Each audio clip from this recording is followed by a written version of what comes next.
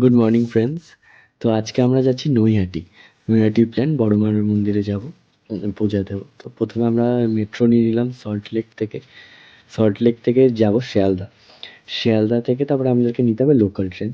শিয়ালদার থেকে আমরা যখন এখানটায় যাচ্ছিলাম, এখানটায় আমাদের যেহেতু মেট্রো লাইনটা খুলে গেছে, তো 20 মিনিট 20 মিনিটসের মতো আমরা পৌঁছে গেছি।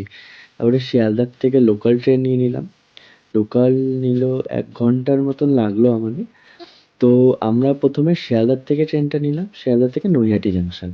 ডাইরেক্ট নৈহাটি পর্যন্তই লোকাল ট্রেন পাওয়া যায়।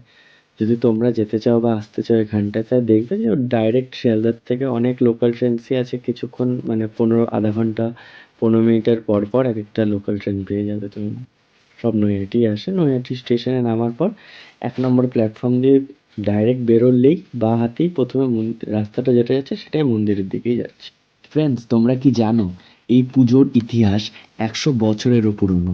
1923 সালে ভবেশ চক্রবর্তী নামে এক ব্যক্তি নবদ্বীপে বড় মূর্তি দেখে অনুপ্রাণিত হয়ে নৈহাটির এই 21 ফুটের কালী মূর্তির তৈরির পরিকল্পনা করে। ঠিক আছে, প্রথমে এই ঠাকুর ভবেশ কালী নামে পরিচিত ছিল, কিন্তু ভক্তদের ভালোবাসায় আজ তিনি আমাদের সবার প্রিয়, সবাই যারা আমরা জানি, বড় মা নামে এখন তাকে আমরা চিনি। তারপর প্ল্যাটফর্মে নেমে পড়ার পরেই প্ল্যাটফর্ম নাম্বার 1-এর দিকে এগিয়ে গিয়ে আমরা বেরিয়ে যাবো। যে রাস্তাটা ফার্স্টে আসবে সেটাই হচ্ছে মন্দিরের রাস্তা।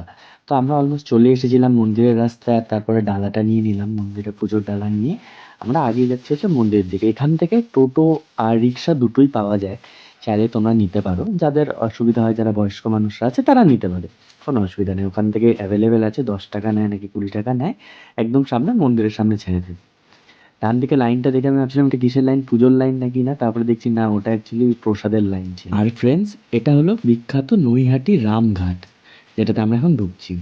বিসর্জনের দিন বড় মায়ের ভাসান না হওয়া পর্যন্ত নৈহাটির অন্য কোনো ঠাকুরের ভাসান হয় না। এটাই এই ঘাটের নিয়ম। আর এটা আজকের থেকে না, অনেক দিন থেকেই এই সেম নিয়মই চলে আসছে এখানটায়।